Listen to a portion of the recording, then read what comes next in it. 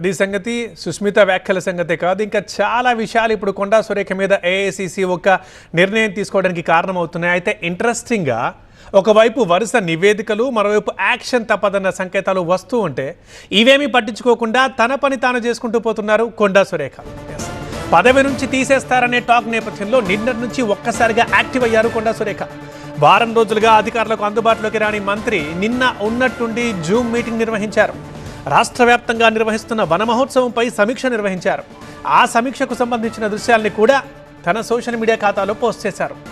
ఇవాళ తన నియోజకవర్గంలోని రంగసాయిపేటలో నిర్వహించిన వన మహోత్సవంలో పాల్గొన్నారు మంత్రి కొండా సురేఖ. రంగసాయిపేట డిగ్రీ, జూనియర్ కాలేజీల్లో జరిగిన కార్యక్రమంలో పాల్గొని మొక్కలు నాటారు మంత్రి. కొత్తగా ఏర్పాటు చేసిన ఓమెట్ జిమ్ని కూడా ప్రారంభించారు మంత్రి కొండా సురేఖ. ఆ విజువల్సే మనం చూస్తున్నాం.